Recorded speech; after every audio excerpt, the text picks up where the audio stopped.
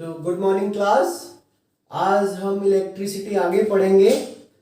Electricity में अब तक हमने 6 लेक्चर देखे हैं जिसमें डिफरेंट डिफरेंट टॉपिक्स देखे हैं। अब हम क्या करेंगे, जैसे पिछली क्लास में हमने न्यूमेरिकल्स किए थे, रेजिस्टेंस के ऊपर सीरीज पैरेलल कॉम्बिनेशन देखा था, कैसे हम डिराइव करते हैं सीरीज में रेजिस्टेंस क्या होता है इक्विवेलेंट, पैरेलल में रेजिस्टेंस क्या होता है इक्विवेलेंट। अब उसके बेसिस पे हम आगे न्यूमेरिकल करेंगे, how to solve equivalent resistance of circuit. तो टॉपिक है न्यूमेरिकल्स ऑन इक्विवेलेंट रेजिस्टेंस।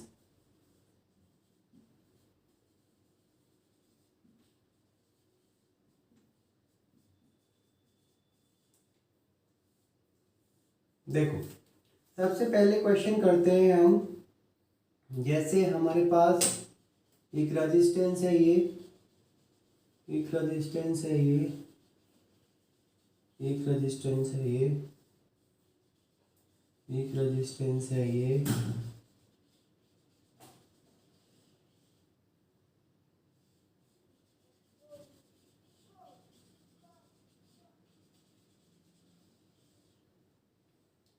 ये भी 2 ओम है,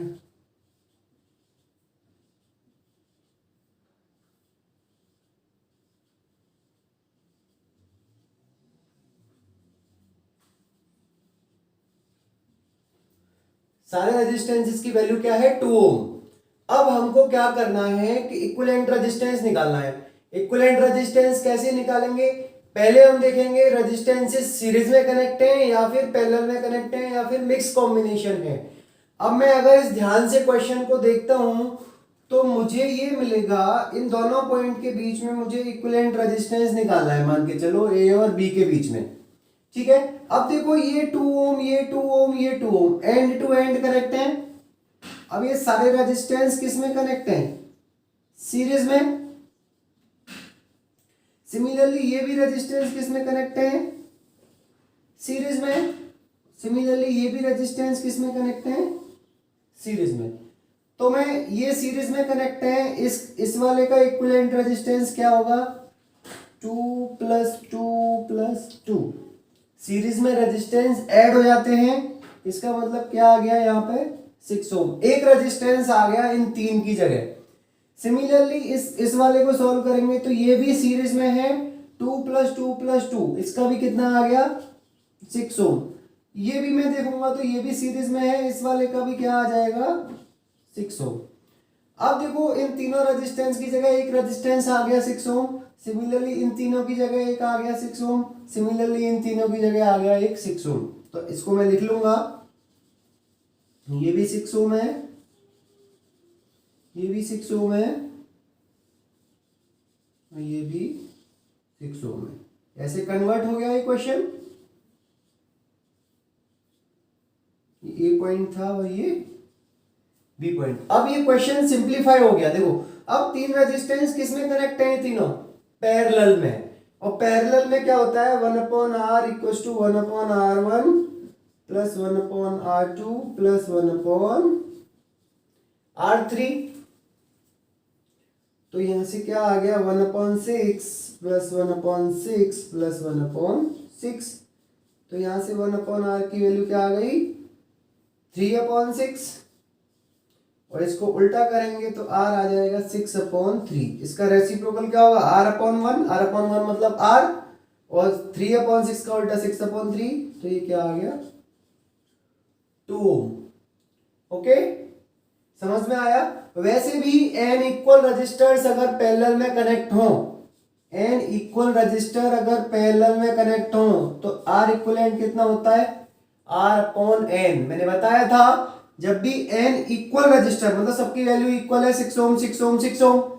अब अगर इक्वल रजिस्टर पैरेलल में कनेक्ट होते हैं तो इक्विवेलेंट रेजिस्टेंस होता है r/n। r की वैल्यू क्या है 6, और कितने रजिस्टर्स हैं 1 2 3, तो क्या आ गया 2। तो ऐसे भी कर सकते हैं, और ये तो जनरल मेथड है, सब में वैलिड रहेगा ये। ओके, नेक्स्ट क्वेश्चन करते हैं अपन।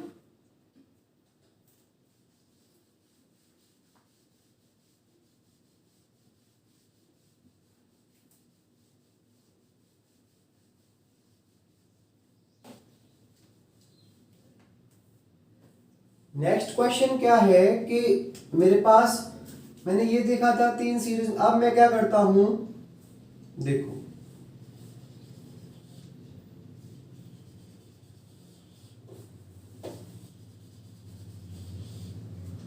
ये 3 ओम है, ये नेक्स्ट क्वेश्चन है दूसरा, ये 3 ओम है,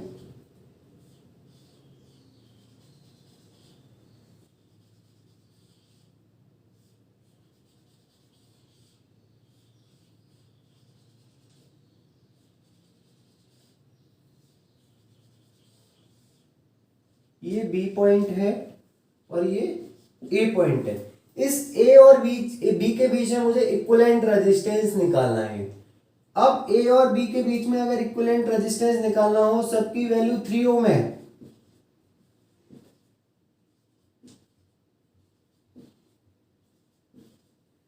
तो देखो ये तीनों किसमें कनेक्ट हैं, पैरेलल में, तो इनकी जगह एक रेजिस्टेंस आ जाएगा। ये तीनों किसमें कनेक्ट है, पैरेलल में, इनकी जगह भी एक रेजिस्टेंस आ जाएगा। और ये तीनों भी किसमें कनेक्ट है, पैरेलल में, तो इनकी जगह भी एक रेजिस्टेंस आ जाएगा। तो देखो क्या आ गया, ये तीनों पैरेलल में, और आर इक्विवेलेंट पैरेलल में क्या होता है, जब बराबर होते हैं तो आर अपॉन एन।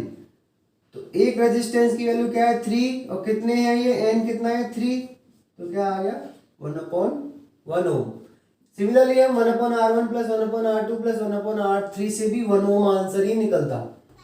सेम ये है पैरेलल में, इसका भी कितना आएगा 1 ओम। सेम ये है, इसका भी कितना आएगा 1 ओम। सेम मेथड से सबका 1 ओम आया। अब ये 3 रजिस्टर्स आ गए 1 ओम के, 1 ओम के और 1 ओम के। अब यहाँ भी 1 ओम है, यहाँ भी 1 ओम है, और यहाँ भी 1 ओम है। ये 1 ओम, ये 1 ओम, ये 1 ओम, ये पॉइंट ए है और ये पॉइंट बी है। अब ये तीनों 1 ओम के रजिस्टर्स किसमें कनेक्ट है, सीरीज में। और सीरीज में इक्विवेलेंट रेजिस्टेंस निकालने के लिए R इक्वल्स टू क्या होता है, R1 plus R2 plus R3। तो क्या आ जाएगा 1 प्लस 1 प्लस 1, तो R इक्विवेलेंट क्या आ गया 3 ohm. Got it. I think simple चीजें हैं, समझ में आना चाहिए बस। देखो नेक्स्ट क्वेश्चन देखते हैं अपन।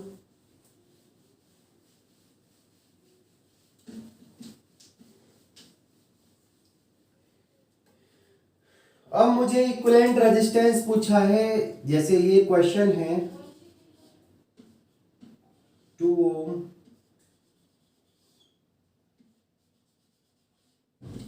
ये भी 2 ओम है, ये भी 2 ओम है, और ये 4 ओम है। ये पॉइंट ए है और ये पॉइंट बी है। मुझे इक्विवेलेंट रेजिस्टेंस पूछा है ए और बी के बीच में। ए और पॉइंट बी के बीच में इक्विवेलेंट रेजिस्टेंस कितना होगा, ये मुझे निकालना है। तो देखो एक चीज और ध्यान रखनी है इक्विवेलेंट रेजिस्टेंस निकालते वक्त, कि सीरीज में करंट सेम रहता है और पैरेलल में करंट डिवाइड होता है। ओके, तो देखो अगर मैं यहां से करंट भेजता हूं तो ऐसे जाएगा।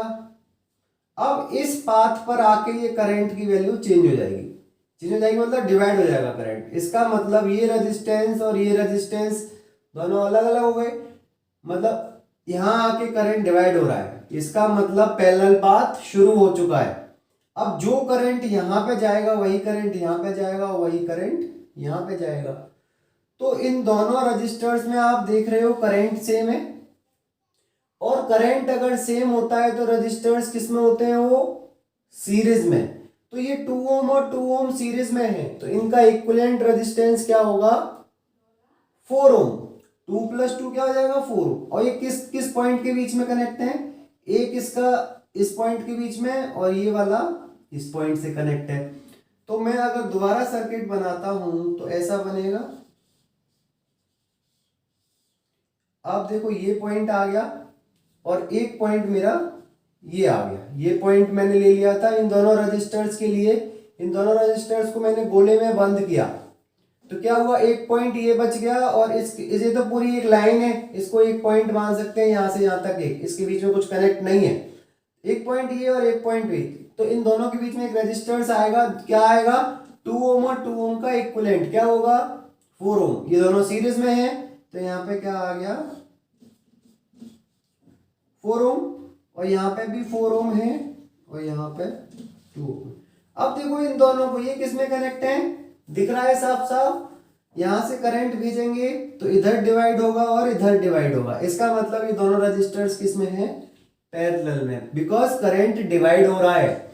और पैरेलल में दो इक्वल रजिस्टर्स कनेक्ट होते हैं तो वैल्यू क्या होती है R अपॉन N। R की वैल्यू क्या है 4, और कितने रजिस्टर हैं, 2 रजिस्टर है, तो इनकी वैल्यू क्या आ गई 2 ओम। इन दोनों रजिस्टर्स की वैल्यू क्या आ गई 2 ओम। अब देखो गोला यहां से स्टार्ट हो रहा है, यहां पे खत्म हो रहा है, तो इन दोनों पॉइंट के बीच में वैल्यू आ गई 2 ओम। मैं इस सर्किट को दोबारा बनाऊंगा तो ऐसे बनेगा, ये 2 ओम और यहां पे भी 2 ओम। अब देखो यहां से मैं करंट भेजूंगा, जो करंट यहां पे जाएगा वही करंट यहां पे जाएगा, वही करंट यहां पे जाएगा।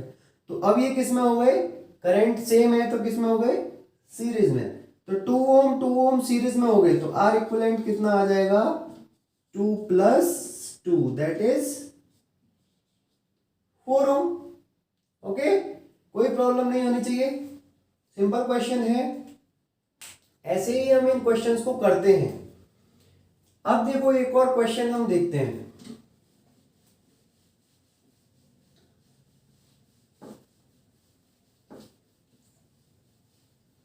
एक क्वेश्चन है,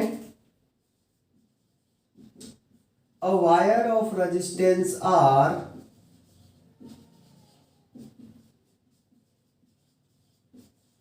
is cut into 5 equal parts.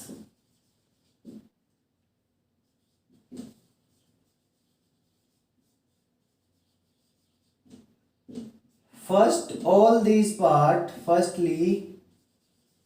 all these parts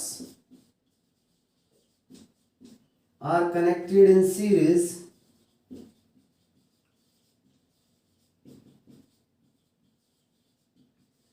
Then in parallel, पहले सीरीज में कनेक्ट किए वो पार्ट्स, फिर पैरेलल में किए। हमको निकालना है find RS upon RP, series का इक्विवेलेंट रेजिस्टेंस अपॉन पैरेलल के इक्विवेलेंट रेजिस्टेंस का रेशियो निकालना है। एक वायर है जिसका रेजिस्टेंस R है, इसको 5 इक्वल पार्ट में डिवाइड कर दिया, 1 2 3 4 5 इक्वल पार्ट्स में डिवाइड कर दिया एक रेजिस्टेंस को।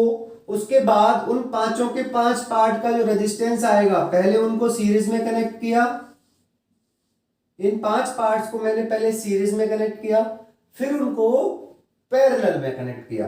अब सीरीज में कनेक्ट करने के बाद जो इक्विवेलेंट रेजिस्टेंस आएगा और उन्हीं पार्ट्स को पैरेलल में कनेक्ट करने के बाद जो इक्विवेलेंट रेजिस्टेंस आएगा, उन दोनों का रेशियो निकालना है मेरे को। तो रेशियो कैसे निकालेंगे, देखो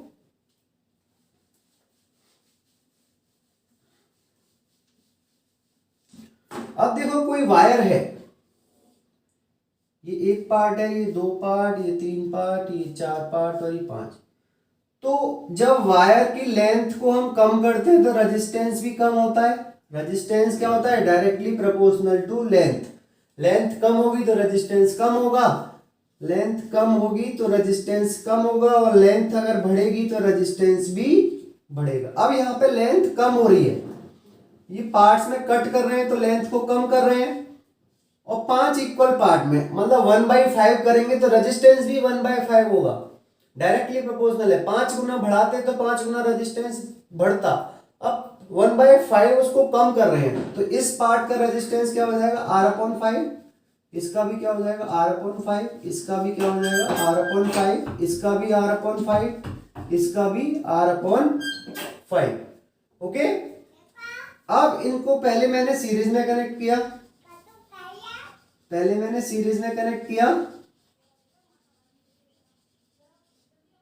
ये सारे रेजिस्टेंस बराबर हैं,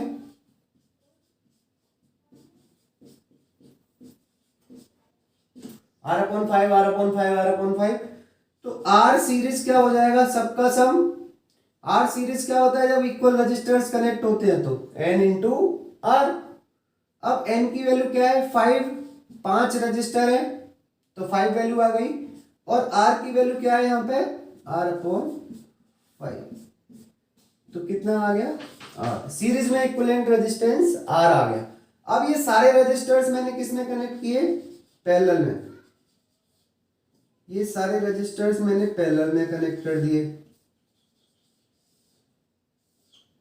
ठीक है, सबकी वैल्यू कितनी है r upon 5, r upon 5, r upon 5, r upon 5 और ये भी r अपॉन 5। अब पैरेलल में क्या होता है, इक्विवेलेंट रजिस्टर्स जब इक्वल रजिस्टर्स कनेक्ट हो r अपॉन n होता है। पैरेलल में इक्विवेलेंट रेजिस्टेंस क्या होता है, जब इक्वल रजिस्टर्स कनेक्ट हो r अपॉन n। r की वैल्यू क्या है यहाँ पे r अपॉन 5 और n कितने हैं, टोटल रजिस्टर्स कितने हैं 5। और जब r अपॉन 5 को हम 5 से डिवाइड करेंगे, यहाँ पे r अपॉन 5 को किससे डिवाइड कर रहे हैं 5 से, तो ये क्या हो जाएगा r upon 5 multiply by 1 upon 5। Divide जब करते हैं और उसको मल्टीप्लाई में चेंज करेंगे तो 5 का रेसिप्रोकल लेना पड़ेगा, 1 अपॉन 5 हो जाएगा। तो rp क्या आ गया r अपॉन 25। अब मुझे पूछा क्या है rs अपॉन rp, मुझे पूछा है rs अपॉन rp। तो rs की वैल्यू क्या है r और rp की वैल्यू क्या है r अपॉन 25।